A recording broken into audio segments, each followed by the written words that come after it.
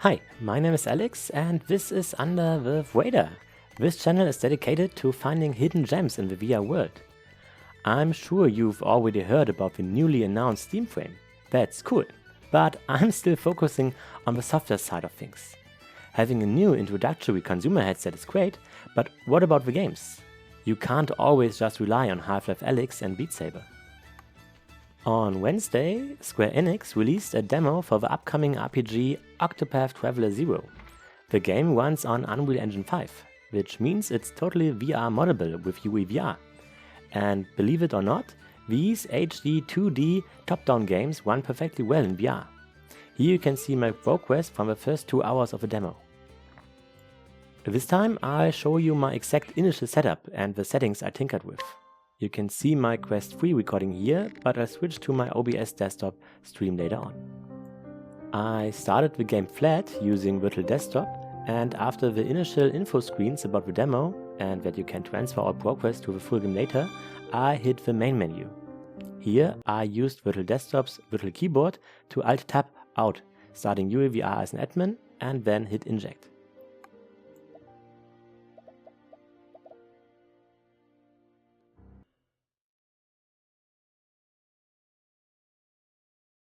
The game was still in 2D for the main menu and character creation, but you can see that the text was already positioned in front of me.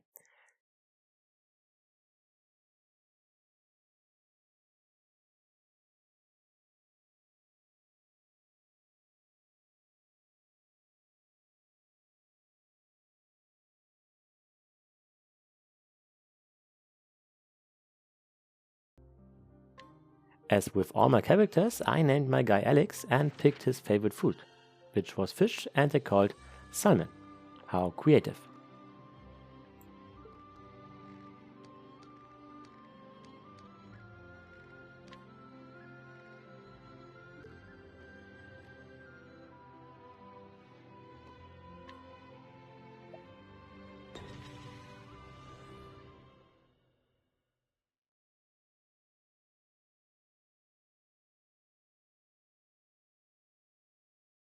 Once that was done, the game and the VR experience truly kicked off, because you essentially become the camera in this panoramic world. The first scenes were fine, but doing the close-up of the castle, my right eye turned into a pinkish flicker. I pressed the L3 and R3 button on the controller to open the UEVR menu and switched to synchronized sequential, since that had worked for me before with subliminal. Later I found out that you can also just enable the native stereo fix option, and the flickering was completely gone.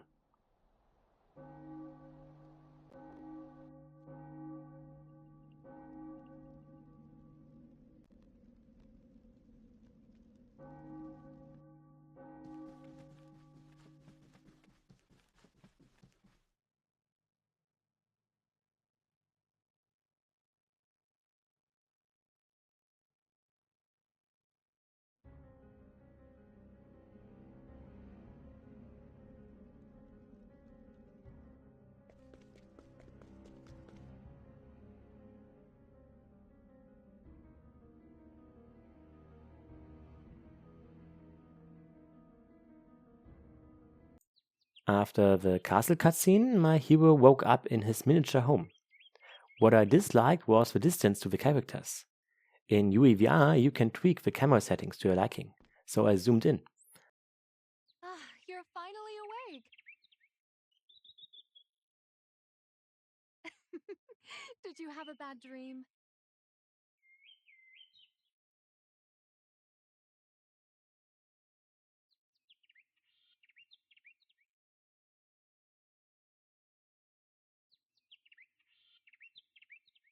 I also cranked the camera position all the way left and right once. I felt like I was in Boundary Break, able to take the camera anywhere I want. I only did this to find out that the other levels, like the church, are actually located on the same world map. Throughout the demo, I played around with the zoom, so you'll see me switching through different points of views.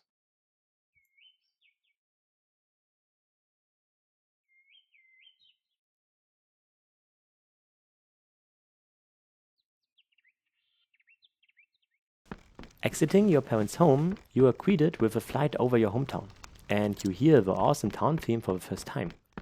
I'll let you soak in the mood for a moment.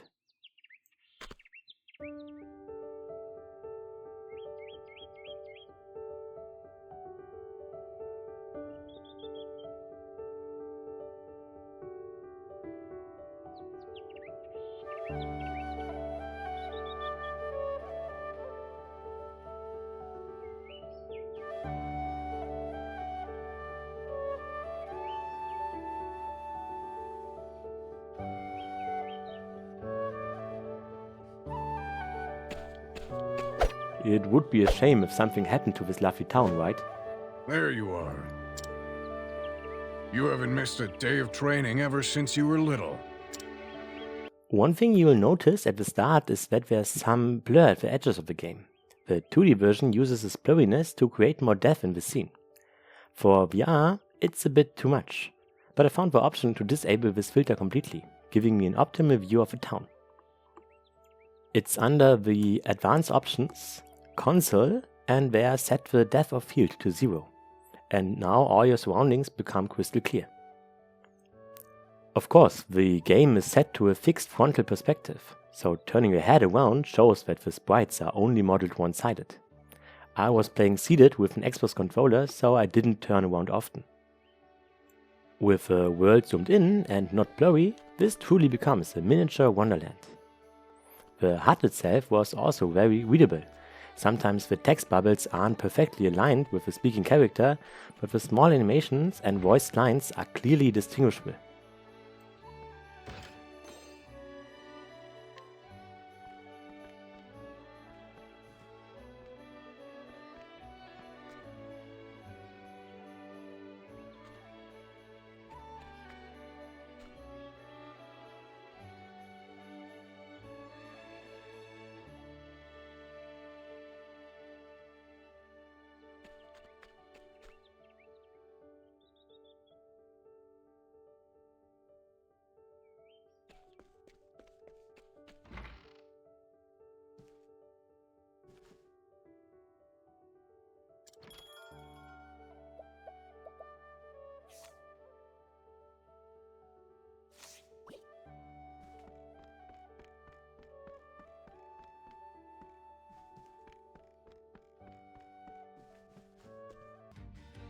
Once you talk with your father, the first tutorial fight starts.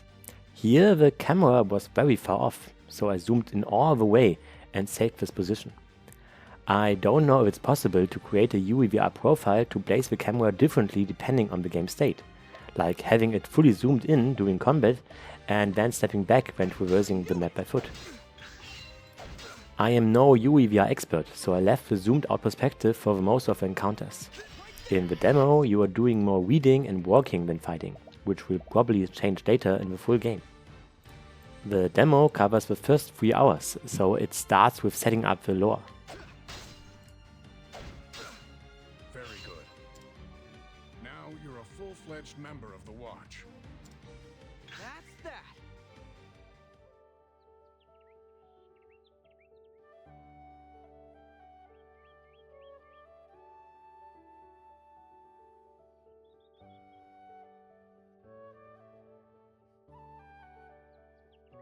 Beat ya!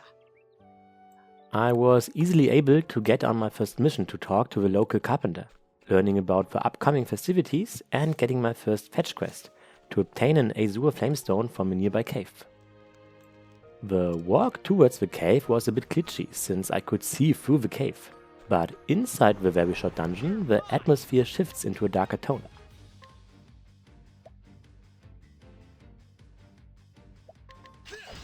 I'll show you what I can do. I'll cut you down to size.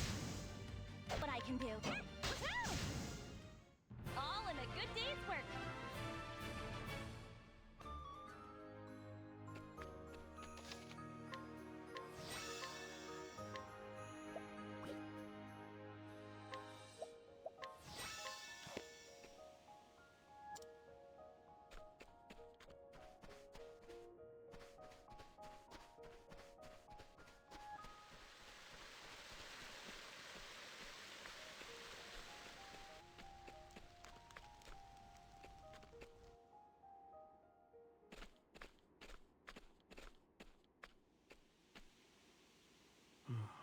I liked the color palette here, with the torches and the moving shadows. I was even able to peek at the chest on the cliffside. I gathered the azure flamestone and defeated the first boss.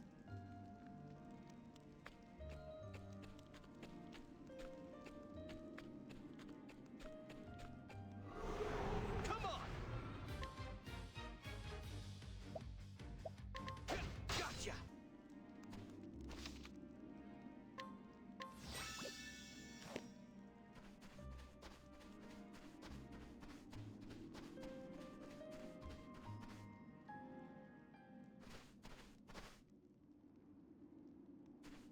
Look!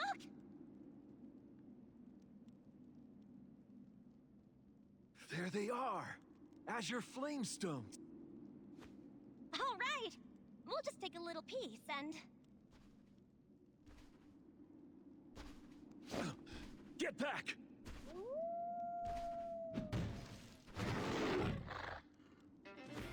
I've never seen a beast like this before. Be on your guard. You're part of the Watch. That means you can handle yourself, right? A carpenter's hand should prove useful. Let's make this quick.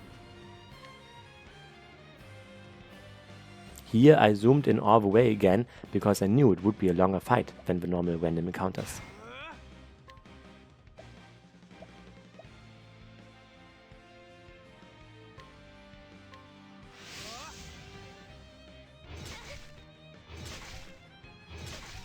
Here goes nothing.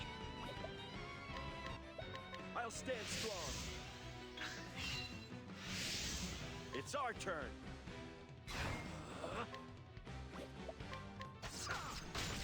Ready.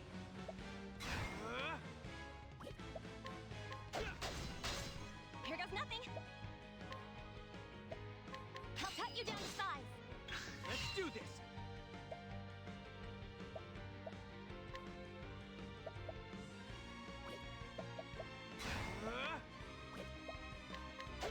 Got it. That's that.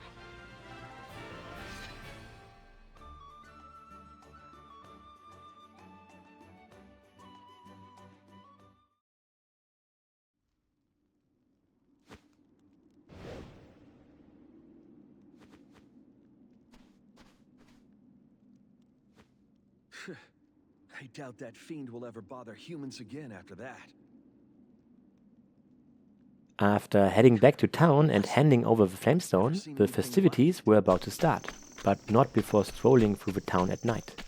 This created a very cozy atmosphere. I really liked the star-spangled skybox.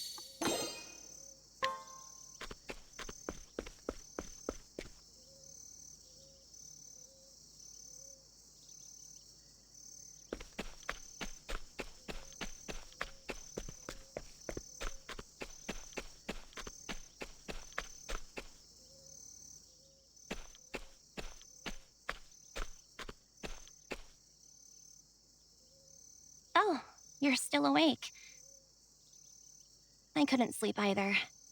Come join me.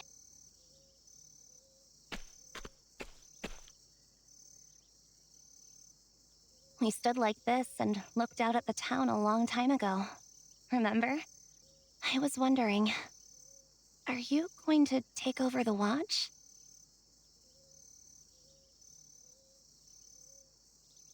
You've been training every day since you were little, haven't you? Though, I guess I've done the same, except with carpentry.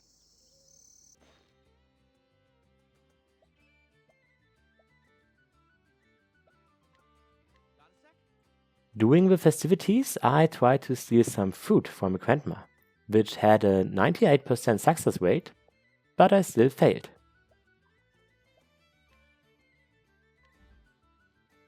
You're no fun.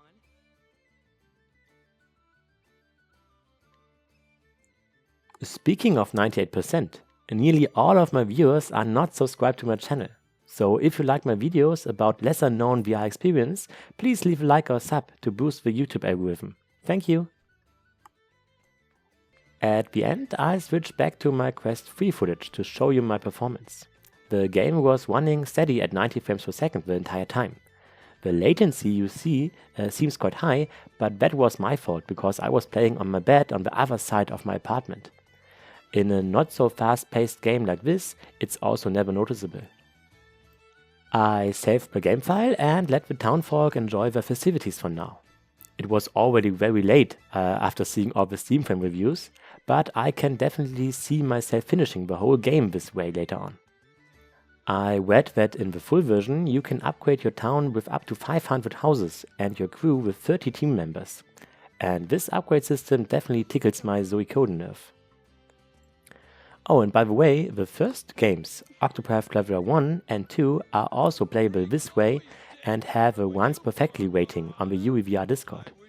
The same goes for the Dragon Quest 1, 2 and 3 HD remakes, where the first two games were just released last month. They are all based on the same engine, so you can expect the same quality. While I was writing the script, Meta shadow dropped Vampire Survivors in VR, and the first comments I read were, "Ooh, top-down VR? That can't work." I can say for myself that I really like the third-person's VR perspective. I've planned to do a dedicated video about these types of VR games.